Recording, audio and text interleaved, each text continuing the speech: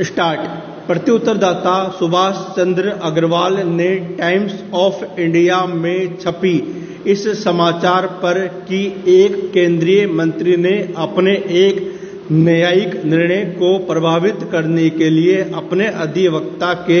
माध्यम से मद्रास उच्च न्यायालय के एक न्यायाधीश से संपर्क किया था। उच्चतम न्यायालय के CPIO से संबंधित सूचना प्राप्त करने के लिए दिनांक 6/7/2009 को एक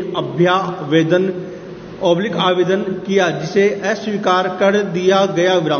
पुनः इस अस्वीकृति की अपील भी 5/6/2009 को निरस्त कर दिया गया, किंतु पुनः केंद्रीय सूचना आयुक्त के समक्ष अपील पर CIC ने अपने आदेश दिनांक 24/11/2009 के द्वारा आदेशित किया कि आवेदक को सूचना प्रकट किया जाए और यह कि ऐसी सूचना देने से न्यायाधीश का कोई संवैधानिक स्थिति प्रभावित नहीं होगा। इसी आदेश के विरुद्ध CPIO ने उच्चतम न्यायालय में अपील प्रस्तुत किया। Paragraph change. सिविल अपील संख्या 10,044 वर्ष 2010 के अंतर्गत मामला यह था कि प्रत्युत्तरदाता सुभाष चंद्र ने CPIO के समक्ष एक आवेदन पत्र देकर उच्चतम न्यायालय में न्यायमूर्तिगण HL दत्तू, AK गांगुली और RM लोढ़ा की नियुक्ति से संबंधित सभी फाइलें पत्राचार की सूचना दिए जाने की मांग किया था, जिनकी नियुक्ति वरिष्ठता क्रम की उपेक्षा करते हुए न्यायमूर्तिगण AP शाह, AK पटनायक और BK गुप्ता की गई थी, किंतु रजिस्ट्री ने यह कहते हुए सूचना देने से इनकार कर दिया कि न्यायाधीशों की नियुक्ति राष्ट्रपति के द्वारा की जाती है और संबंधित सूचना रजिस्ट्री में उपलब्ध नहीं होती है। इसके विरुद्ध प्रथम अपील निरस्त हो जाने 25/3/2009 के बाद अगले अपील पर मुख्य सूचना आयुक्त ने दिल्ली उच्च न्यायालय के निर्णय दिनांक 2/9/2009 रिट याचिका संख्या 288 वर्ष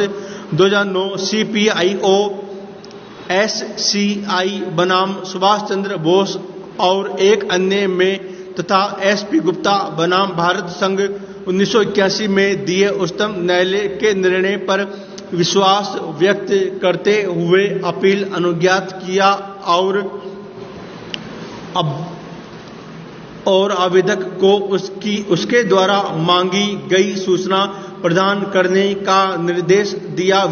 इसी प्रकार अपील संख्या 2663 में भी प्रत्युत्तरदाता सुभाष चंद्र अग्रवाल ने विभिन्न राज्यों के मुख्य न्यायाधीशों को अपनी संपत्तियों की गई न्यायाधीशों की घोषणा से संबंधित सूचना प्राप्त करने के लिए दिनांक 10/11/2017 को एक अभ्यावेदन CPIO के समक्ष प्रस्तुत किया था, जो मामला अंततः दिल्ली उच्च न्यायालय में पहुंचा, जिसमें उच्च न्यायालय ने रिट याचिका सिविल संख्या 288/2009 का निस्तारण करते हुए आदेश दिनांक 2/9/2009 के द्वारा मुख्य न्यायाधीश को लोक प्राधिकारी मानते हुए कुछ सीमाओं के अधीन आवेदक को सूचना प्रदान करने का निर्देश दिया। अंततः इस आदेश की समीक्षा उच्च न्यायालय के पूर्ण पीठ को करनी पड़ी, जिसने सूचना के अधिकार अधिनियम 2005 के विभिन्न धाराओं की समीक्षा करते हुए तथा एकल न्यायाधीश के निर्णय की पुष्टि करते हुए प्रत्युत्तरदाता के पक्ष में निर्णय किया। अतः उपर्युक्त मामले के साथ इस निर्णय के विरुद्ध भी उच्चतम न्यायालय में अपील प्रस्तुत किया गया। Paragraph change. उपर्युक्त तीनों अपीलों को समेकित करते हुए उच्चतम न्यायालय की एक खंडपीठ ने निम्नलिखित प्रश्न